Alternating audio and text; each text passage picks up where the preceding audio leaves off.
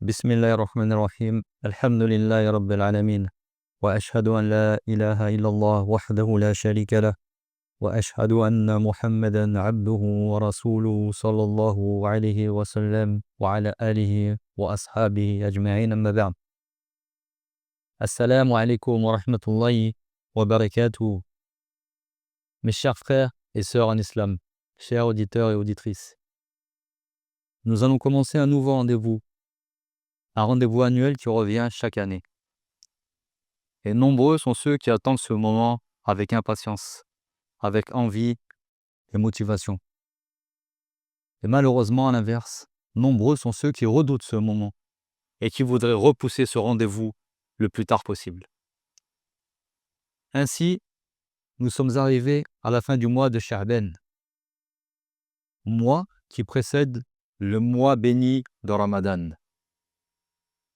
Et ce moment tant attendu n'est sans aucun doute que le mois béni de Ramadan que nous accueillerons dans quelques jours, Inch'Allah wa ta'ala. Ainsi, de ce fait, comme pour le mois de Ramadan de l'année dernière, le mois de Ramadan de 2025, eh bien, cette année, nous avons décidé de commencer la lecture d'un livre bénéfique et profitable, afin de comprendre qu'il atteint les objectifs du jeûne du mois de Ramadan. Et pour cette occasion, nous allons nous baser sur la lecture du livre de l'éminent savant et théologien musulman qui compte parmi l'élite des savants de ce siècle et du siècle dernier, qui n'est autre que le cheikh Mohammed ibn Salih al-Uthaymin, rahimahullah ta'ala, qu'Allah lui fasse miséricorde, qui est né en 1347 de l'Hégire et qui est mort en l'an 1421 de l'Hégire, ce qui correspond à peu près à sa naissance en 1926 et en 2000 pour son décès, rahimahullah ta'ala, qu'Allah lui fasse miséricorde. Vous pouvez donc voir que sa mort n'est pas si lointaine. Il est mort dans les années 2000, rahimahullah. Et j'espère que nous aurons l'occasion de faire une brève biographie de ce cheikh, Inch'Allah, car il mérite d'être connu et d'être mentionné. Sachez qu'Allah vous fasse miséricorde, chers frères et sœurs en islam, que ce livre est composé de 30 assises ou 30 cours. Et l'objectif, eh bien, c'est de dispenser un cours par jour pendant tout le mois de Ramadan, Inch'Allah, bi'idhnillah, avec la permission d'Allah et par sa grâce, afin de vous accompagner pendant tout le mois de Ramadan. Ainsi, le cours d'aujourd'hui, Inch'Allah, ce sera en fait une introduction au jeûne du mois de Ramadan, afin de donner quelques notions de base. D'accord? Donc, déjà, dans un premier temps, qu'est-ce que le jeûne? Qu'est-ce que le jeûne? Le jeûne, avant de donner sa définition, il faut savoir que le jeûne, c'est une ancienne adoration. C'est une ancienne adoration qui fut prescrite aux générations qui nous ont précédés. D'accord? Comme le dit Allah subhanahu wa ta'ala dans son livre, le Coran, il dit Ya ayyuhalladhina amanu kutiba alaykumus siyam kama kutiba ala alladhina min qablikum la'allakum tattaqun. Oh vous les gens, oh vous les croyants, Ya ayyuhalladhina amanu.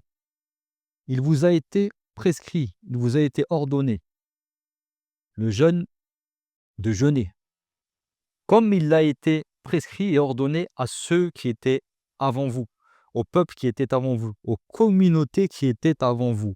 Donc on voit que le jeûne, c'est une ancienne adoration qui a été prescrite donc aux générations qui nous ont précédés. Mais une question se pose, est-ce que ces générations-là, ces communautés qui étaient là avant nous, elles devaient jeûner elles aussi le mois de Ramadan en particulier? Le musulman, lui, jeûne le mois de Ramadan. Mais est-ce que les communautés, les générations avant nous, à qui Allah a ordonné de jeûner, ils devaient aussi jeûner le mois de Ramadan? Ou alors était-ce un autre mois que celui-ci? Eh bien, les savants ont dit qu'ils n'ont aucun hadith, ni aucun texte du prophète sallallahu alayhi wa sallam qui répond à cette question, qui répond à ce sujet. Donc, Allahu a'lam, Allahu a'lam. Ainsi, sachez que le mois de Ramadan, eh bien, c'est le meilleur mois de l'année. C'est le meilleur mois de l'année. Car Allah, il l'a spécifié. Dans quel sens? Eh bien, en rendant son jeûne obligatoire, le mois complet. Et le mois de Ramadan, le jeûne du mois de Ramadan, c'est le 4e pilier de l'islam. D'accord? C'est le 4e pilier de l'islam. Et Allah, il a légiféré donc aux croyants de jeûner ces jours et aussi de prier ces nuits. De prier ces nuits. D'accord? Alhamdulillah.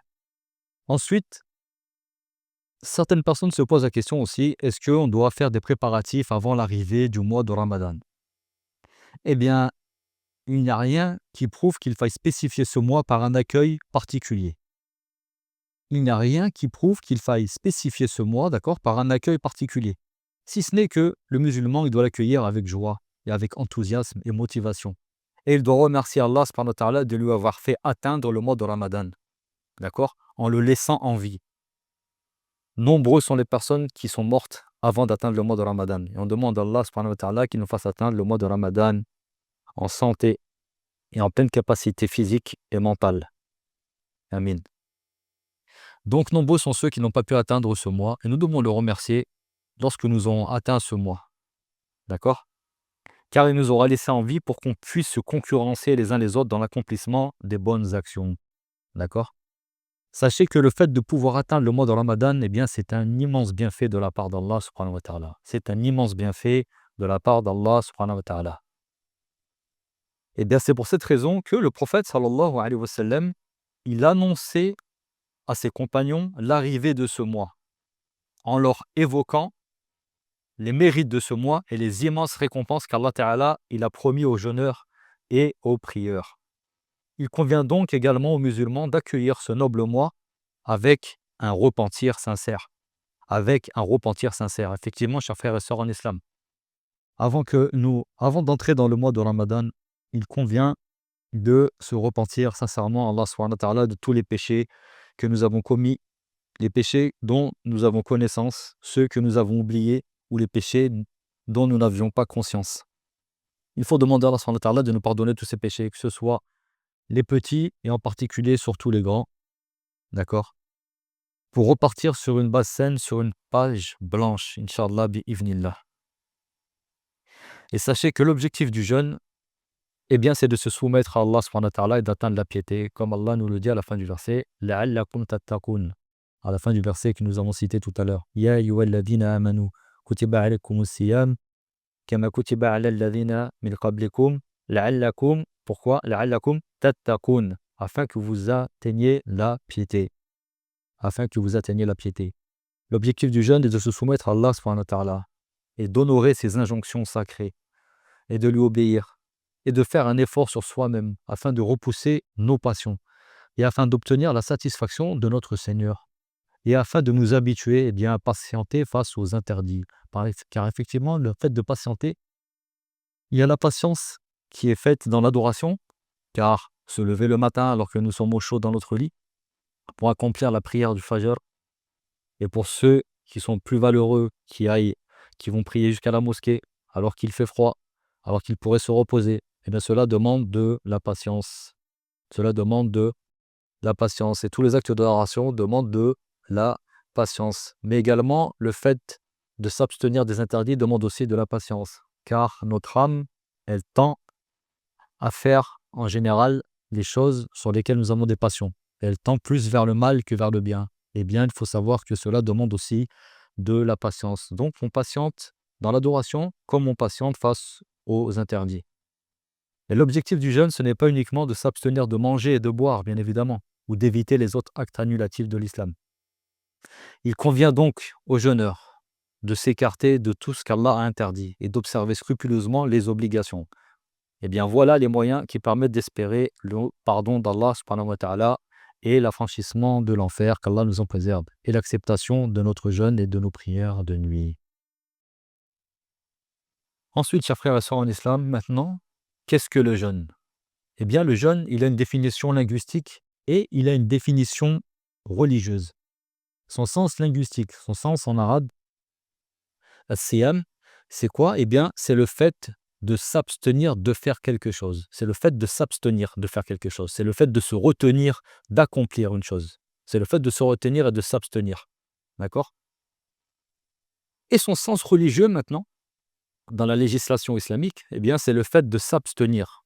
De quoi? Eh bien, c'est le fait de s'abstenir de boire, de manger, d'avoir des rapports intimes avec son épouse ou son époux, et de tous les actes connus qui annulent le jeûne, et ce, du lever de l'aube jusqu'au coucher du soleil, avec une attention propre à cette adoration. Voilà c'est quoi le sens religieux. C'est le fait de s'abstenir de boire, de manger, d'avoir des rapports intimes, et de s'abstenir de tous les actes connus qui annulent le jeûne, du lever de l'aube jusqu'au coucher du soleil, avec une attention propre à cette adoration. Ainsi, le prophète sallallahu alayhi wa sallam nous a dit que l'islam elle est bâti sur 5 piliers. L'islam est bâti sur 5 piliers, comme vous les connaissez bien évidemment. Et il a cité le jeûne du mois de Ramadan. Le jeûne du mois de Ramadan est donc une obligation pour tout musulman. Pour tout musulman qui est quoi? Qui est pubère. Ça veut dire que l'enfant n'est pas concerné. Et c'est celui qui a sa raison. D'accord? Pubère. Ensuite, celui qui a sa raison. Cela veut dire que celui qui est atteint d'une maladie mentale, qu'Allah nous en préserve, eh bien, il n'est pas concerné par l'obligation du jeûne jusqu'à ce qu'il retrouve ses facultés mentales. Ensuite, le jeûne, il est obligatoire pour celui qui en a la capacité physique. C'est-à-dire que s'il est malade, eh bien, il pourra rompre le jeûne et rattraper par la suite les jours qu'il a manqués. Alhamdulillah. Le jeûne aussi est obligatoire pour celui qui est résident dans sa ville, celui qui réside dans sa ville et qui habite dans une ville propre.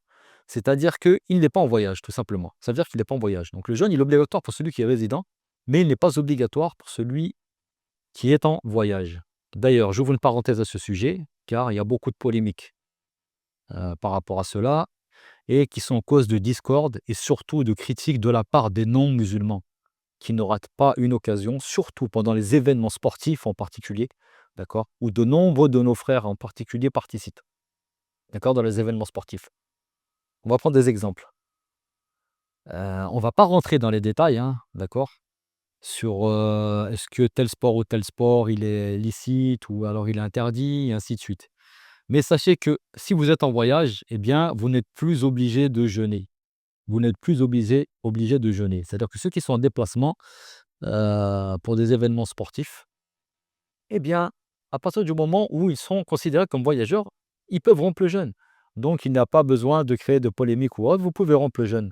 Donc, alhamdoulilah, c'est une permission d'Allah qu'Allah vous a donnée. Rompez le jeûne, Inch'Allah. Surtout si ça peut éviter de ramener des polémiques et des critiques envers l'islam. D'accord? Donc, si vous êtes en voyage, vous n'êtes plus obligé de jeûner. Et vous pouvez alors, vous pouvez rompre le jeûne. D'accord? Vous pouvez rompre le jeûne. Et vous pouvez faire ce que vous faites normalement. Et ensuite, après le mois de Ramadan, eh bien, vous allez rattraper, bien évidemment, les jours que vous aurez manqués pendant ce voyage. Et celui, par contre, qui veut jeûner quand même lors de son voyage, eh bien, alors qu'il jeûne, alhamdoulilah, il peut jeûner. Mais que personne ne critique, ou personne ne blâme celui qui jeûne en voyage. Et que personne ne critique, et que personne ne blâme celui qui ne jeûne pas en voyage. Pourquoi? Parce que cela, c'est permis. C'est permis.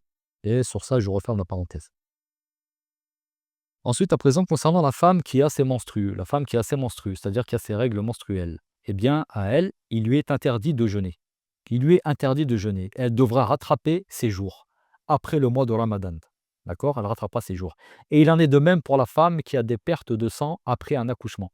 La femme qui a des pertes de sang après un accouchement, ou alors la femme qui a peur pour sa santé et celle de son enfant pendant sa grossesse, d'accord?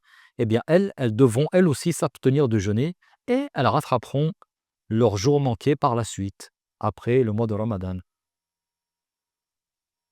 Ensuite, chers frères et sœurs en islam, avant de terminer cette introduction, eh bien, certaines personnes se demandent que doit faire celui qui se convertit pendant le mois de Ramadan.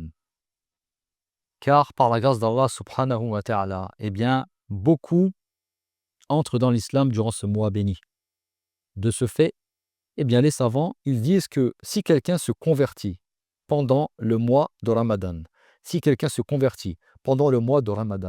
eh bien, il devra se contenter de finir le mois à partir du moment de sa conversion.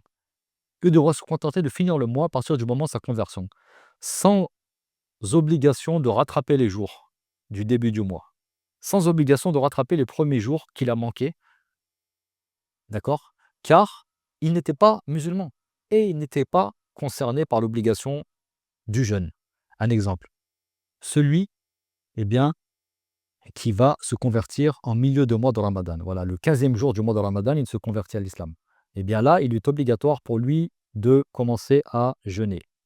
Il se mettra à jeûner à partir du moment où il se convertit, où il rentre dans l'islam.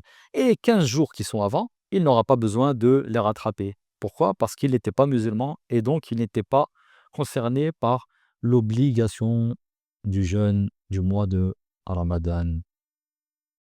Voilà, chers frères et sœurs en islam, pour cette brève introduction, alhamdoulilah, et en demandant à Allah subhanahu wa ta'ala de nous faire atteindre le mois béni de Ramadan en pleine santé et en plein de moyens physiques et mentaux et de nous aider à l'adorer subhanahu wa ta'ala et à l'évoquer et à le remercier et de nous affranchir du châtiment de l'enfer, de nous accorder son paradis et de pardonner à nos vivants et à nos morts qui nous ont précédés. Amin. Ainsi, chers frères et sœurs en islam, je me recommande d'abord à moi-même, ensuite je vous recommande à vous un repentir sincère. Un repentir sincère en demandant à Allah subhanahu wa ta'ala de nous effacer tous nos péchés. Tous les péchés que nous avons commis depuis le Ramadan de l'année dernière jusqu'à celui qui est là. Les petits comme les grands, en délaissant les interdits d'Allah subhanahu wa ta'ala, en accomplissant les actes obligatoires et aussi les actes surérogatoires. Voilà, chers frères et sœurs en islam, comment s'achève la lecture de cette introduction. Wallahu a'lam. Barakallahu fikum. Qu'Allah vous accorde sa bénédiction. Et toute parole véridique, utile et bénéfique ne peut provenir que d'Allah seul, de par sa miséricorde, sa bonté, sa grâce, et que toute erreur, confusion et oubli ne peut provenir que de moi-même ou de Shaitan. Je vous donne donc rendez-vous demain, Inch'Allah, en sachant que c'est peut-être le mois de Ramadan, soit demain, soit après-demain, ou dans les jours qui arrivent. Et on demande à Allah subhanahu wa ta'ala, par sa grâce, de nous faire vivre à travers ces lectures un mois de Ramadan béni et complet. Amin. Assalamu alaikum wa rahmatullahi wa barakatuh.